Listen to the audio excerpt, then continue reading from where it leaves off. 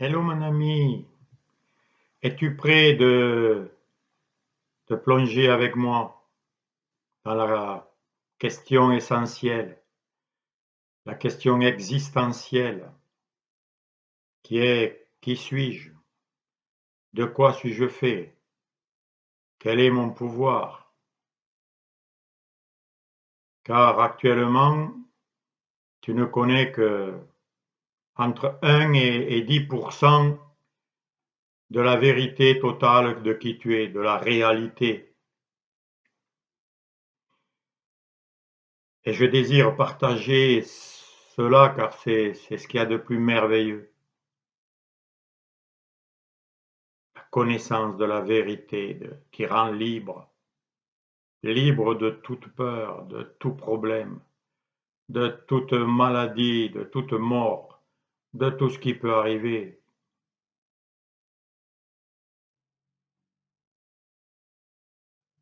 Alors c'est une question qui te permet de plonger en toi-même. Est-ce que les choses dont tu es conscient peuvent limiter la conscience que tu es?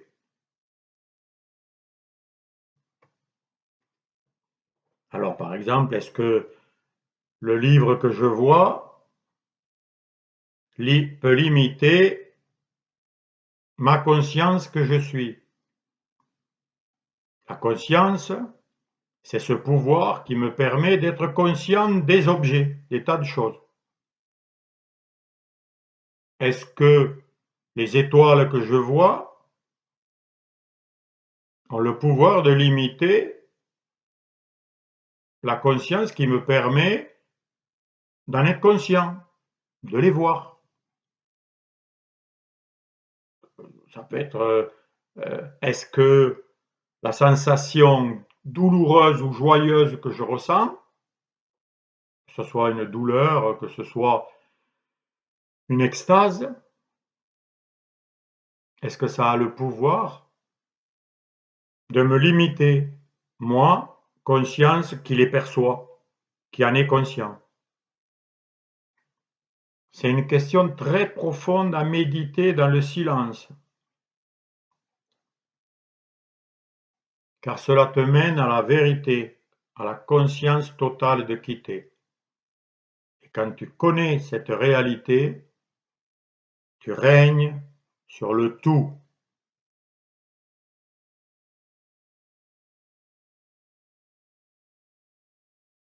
Alors on peut le faire aussi avec la connaissance. Tu connais beaucoup de choses. Tu connais que la Terre est ronde.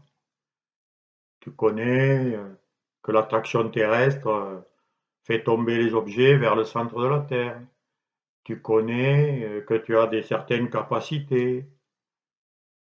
Tu connais des personnes qui ont tel pouvoir, capables de faire ceci. Tu connais que le soleil est chaud, etc. Est-ce que ces connaissances-là limitent la connaissance qui te permet de connaître ces choses-là?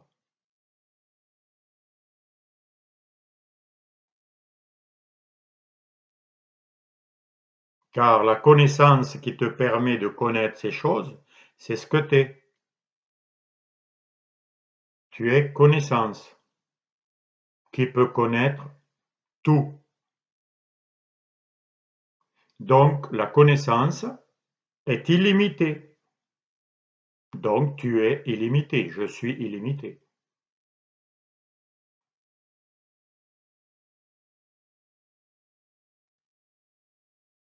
Donc conscience et connaissance sont une même réalité. Ce que tu connais, ça veut dire que tu en es conscient. Mais cette capacité d'être conscient, de connaître, ce pouvoir, on va l'appeler, est illimité. Tu peux être conscient de tout. Tu es conscient que l'univers est infini, donc ça ne s'arrête jamais.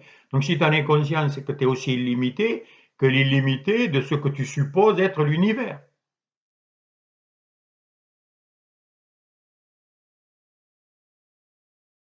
Donc tu n'es pas une petite chose. Tu fais partie ou tu es la conscience illimitée. Mais nous avons été éduqués dans cette culture occidentale qui est une religion, parce que tout le monde a une religion, hein. Tout le monde croit en quelque chose. Notre religion occidentale, c'est la religion matérialiste, qui ne croit qu'en la matière, donc qui ne croit qu'aux objets limités. Et donc, nous sommes prisonniers de cette croyance, car cette croyance nous limite, et nous croyons être un corps limité. Nous croyons que nous avons une conscience, oui, mais limitée à notre corps, enfermé. Et si tu observes, comme avec les questions que je t'ai posées au début, tu t'aperçois que la conscience que tu es, quand tu dis je ou je suis, tu parles de toi. Et tu dis je suis conscient de la forêt, je suis conscient du gouvernement, je suis conscient de ce que je regarde, de ce que j'entends.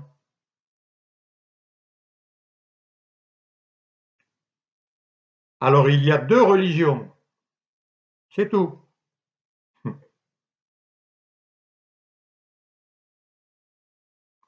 Soit tu crois que tu es une conscience limitée, soit tu sais que tu es une conscience illimitée. C'est pas une croyance, ça. Si c'est une croyance, c'est encore limité. Car quand on croit en quelque chose. On croit en quelque chose de limité.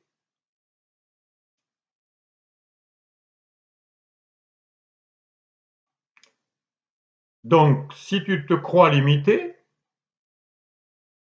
alors ça peut être d'un corps, ça peut être un peu plus grand, ça peut être... mais si c'est limité, toutes les pensées qui t'arrivent, toutes les sensations, toutes les perceptions, tout ce que tu vois aura la connotation limitée.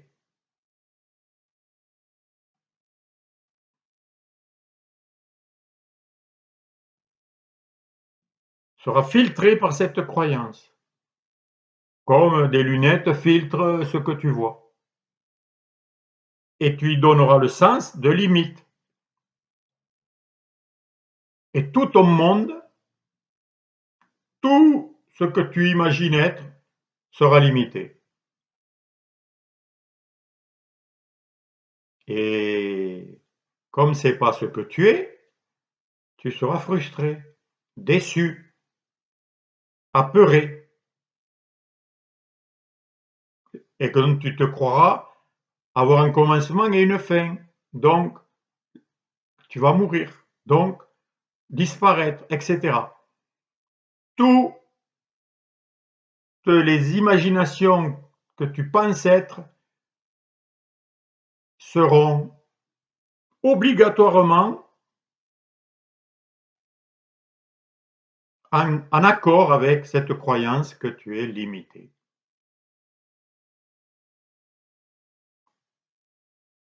La vérité dont je parle, c'est que tu es conscience illimitée. Cette conscience, tu ne peux pas l'attraper, tu ne peux pas la ressentir, tu ne peux pas la nommer, tu ne peux pas l'imaginer, parce que dès que tu l'imagines, c'est un objet. Dès que tu la nommes, c'est un objet. Pourquoi? Mais parce que c'est cette réalité que tu es qui te permet de conscientiser des objets, de les inventer, d'y croire,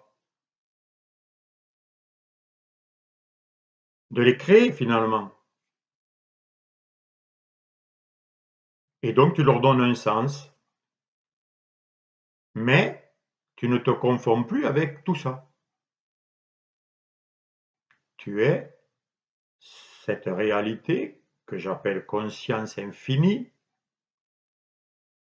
qui te permet de connaître, de décrire, de voir, d'entendre des tas d'objets, de couleurs, de sensations, d'expériences et qui se passent en elle. Parce que c'est toujours en toi. Quand tu es heureux, joyeux, triste, malheureux, content, désespéré, découragé ou en pleine forme ou en pleine santé, ça se passe où? En toi. Mais quel est ce toi? Quel est ce je? Je suis conscient du corps. Suis-je le corps? Quand je dis je t'aime à quelqu'un,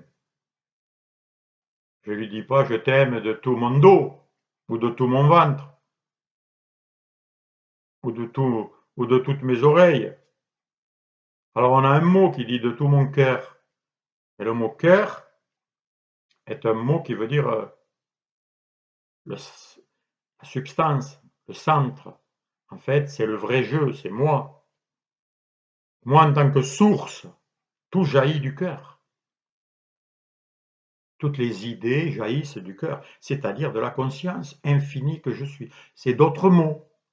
Tu vois, je suis limité par les mots pour expliquer quelque chose d'illimité. Mes mots ne font que pointer vers. Donc ne t'attache pas aux mots, qui sont que des représentations,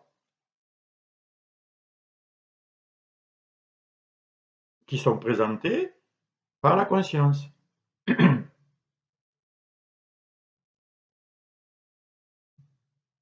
Et il y a un verset qui me vient dans les psaumes qui ont été concoctés dans la Bible. Il y a un verset qui dit « J'avais dit, vous êtes des dieux, mais vous mourrez comme des hommes. » Voilà qui est résumé exactement la réalité. Provenant de Dieu, c'est-à-dire la conscience infinie qui, par sa parole, par son pouvoir, a tout créé, et qui a partagé cette conscience avec nous, étant créé donc, comme c'est écrit, mais c'est que des mots, hein, à son image. En fait, ça veut dire de sa nature. Donc, nous sommes comme Dieu. Et c'est ce que a été traduit fils de Dieu, ça veut dire émanation de Dieu, expression divine, qui vient de Dieu, qui sort de Dieu, qui est fait en Dieu. Alors, la nature de la conscience, si tu veux l'explorer, de quoi est-elle faite?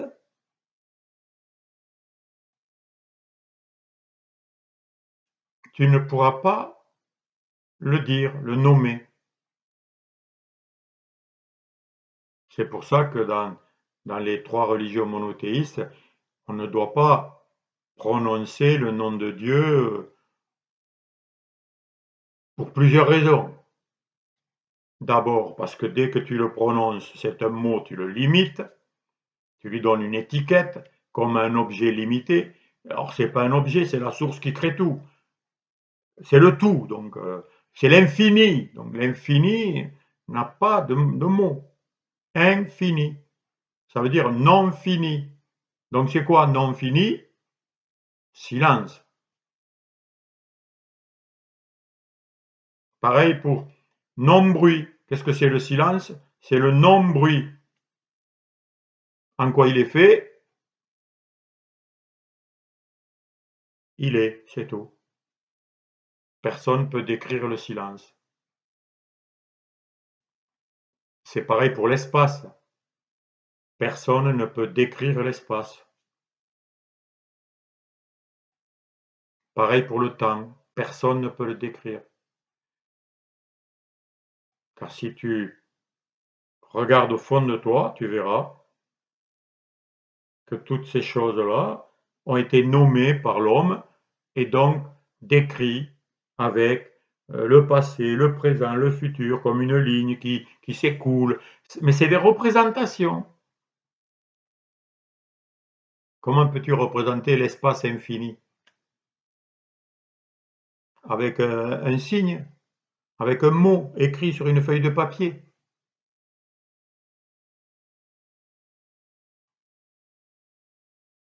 Et c'est là qu'il faut se réveiller et aller au-delà de tout ça. Nous sommes l'innommable, l'inconcevable, mais réel, mais très fécond, très puissant. Puisque c'est à partir de ça que tout apparaît, que tout est créé. Tout, sensations, paroles, couleurs, sons, goût, odeur, distance apparente, objets vivants, animaux, corps, tout.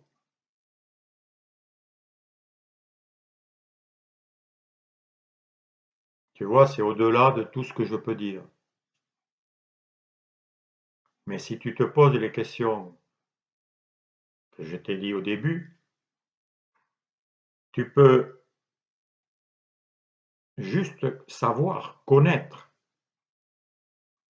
que tu es de cette étoffe-là. Ton essence est divine, c'est-à-dire inconcevable, illimitée, qui est partout, qui a tous les pouvoirs, qui est unité parfaite et donc amour infini.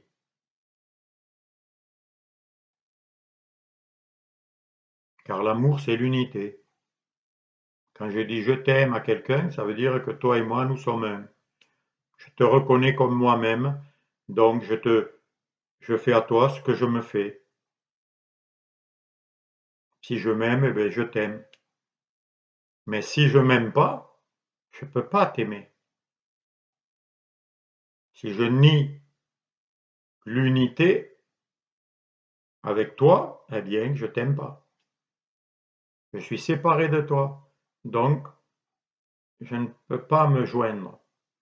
Et c'est une croyance qui nous sépare, qui est très puissante. Une croyance est très puissante. Je t'en ai souvent parlé dans les vidéos. Quand tu crois quelque chose, pour toi, c'est réel. Alors, dans l'exemple du vertige, c'est une croyance. Et on peut justement, on peut les changer. Quand tu es en haut de quelque chose et que tu as le vertige, tu imagines que tu tombes. Tu le ressens comme si tu tombais. Pourtant, tu tombes pas, mais tu t'accroches pour pas tomber, justement, parce que tu as peur. Cette peur, c'est une croyance. Et tu le sens vraiment que tu tombes. Et donc, tu veux pas y aller. Tu peux pas marcher sur la planche qui est très haute. Tu peux pas. Alors qu'au sol, tu peux. Tu vois, la puissance, la croyance, elle fait que tout ton corps obéit à ce que tu crois et tu ne pourras pas marcher sur la planche très haut placée. Alors que tu peux le faire quand elle est au sol. Qu'est-ce qui change quand tu es au sol et en haut? Ta croyance. Donc tu vois que tant que tu auras la croyance que tu es une conscience limitée, que tu es un corps, tu auras beau essayer de changer tes pensées, et c'est déjà, ça fait un certain bien. Hein.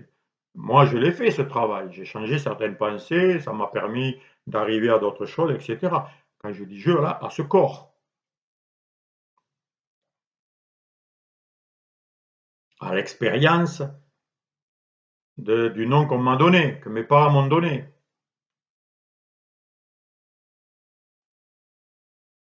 Mais tout ça n'est qu'une création de la conscience infinie.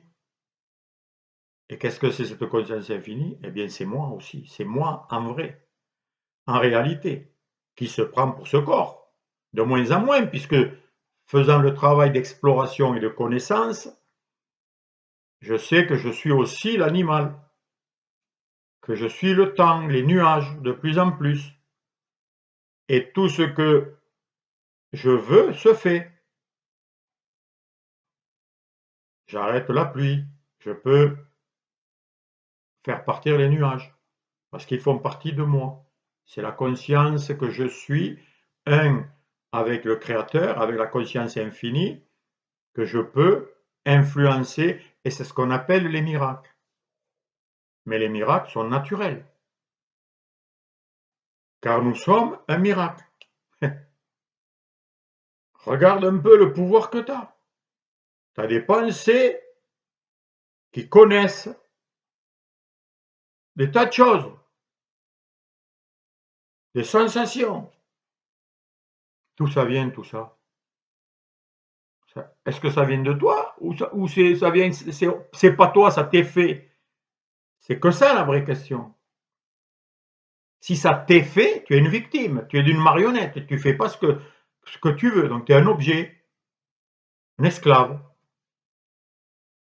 Ce que Jésus disait, ce sont des aveugles qui conduisent d'autres aveugles.